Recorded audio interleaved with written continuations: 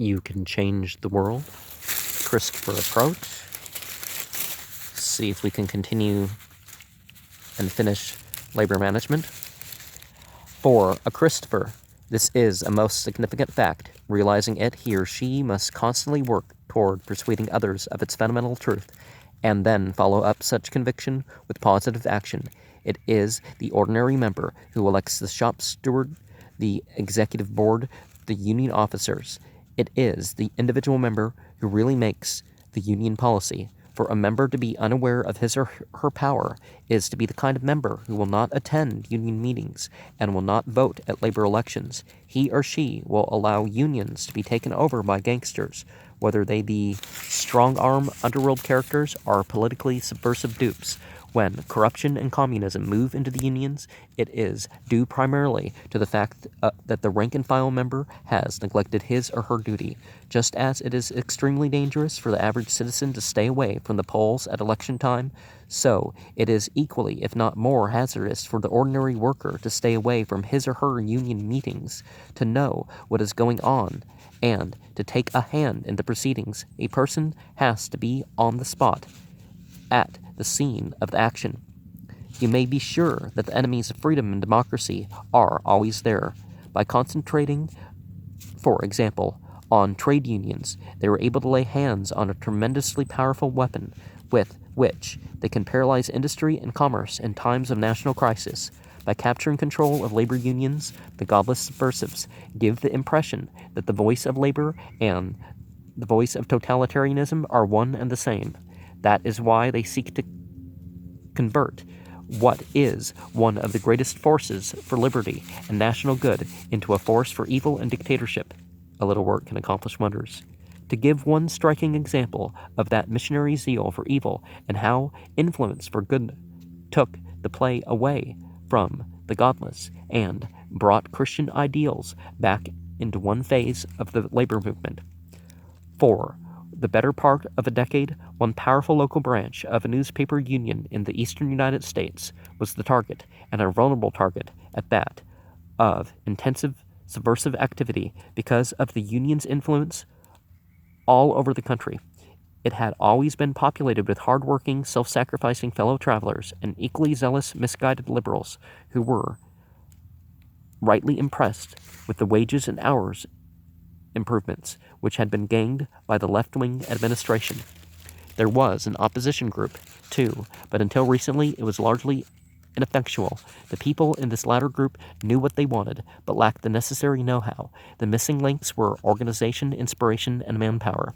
A couple of years ago, prodded by some good hard-working unionists, this group began really to do something. Meeting monthly, it brushed up on trade union practices, social action philosophy, and parliamentary procedure. It acted as a sort of clinic to thrash out various important labor problems, and so became conversant with the entire labor picture in that particular locality. It studied the subversives' techniques, among them the contact method that the godless have exploited to the best possible advantage.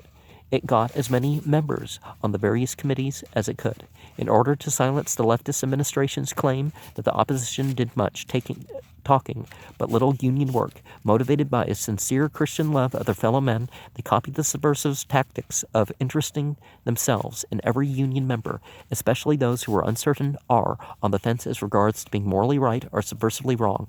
Not long ago, the development of this approach won a complete victory.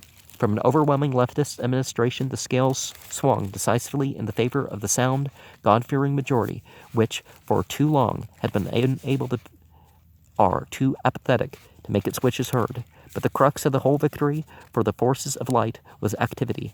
The actions of the well-informed, intelligent, rank-and-file members helped mold the future of this union, and of course, self-sacrifice in attending union and committee meetings helped too. It was a tough battle, but it brought results.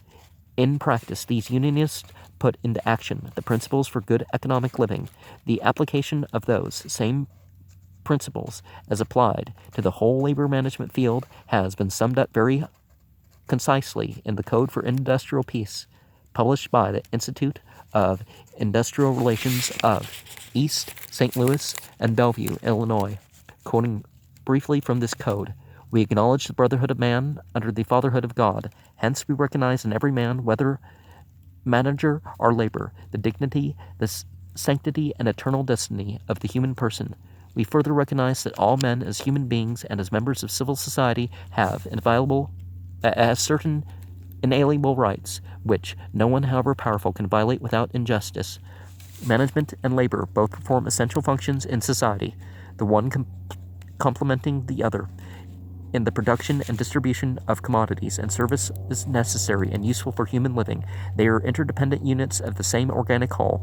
Therefore, what is good for one is good for the other, and what hurts one hurts the other. Management and labor have the solemn duty of mutual cooperation towards achieving an economic structure in which each individual will be enabled to fulfill his obligations of social justice, that is, of making his proportionate contribution to the general welfare. The sincere application of justice, good faith, and fair dealing is the indispensable means of securing an equitable working out of the natural rights of man embodied in the Declaration of Independence and the Bill of Rights. Only thus can America's future as a free nation be assured. It is up to the Christopher, the Christ-bearer, to bring this glorious concept of dignity of both the working man and the employer back into our economic life.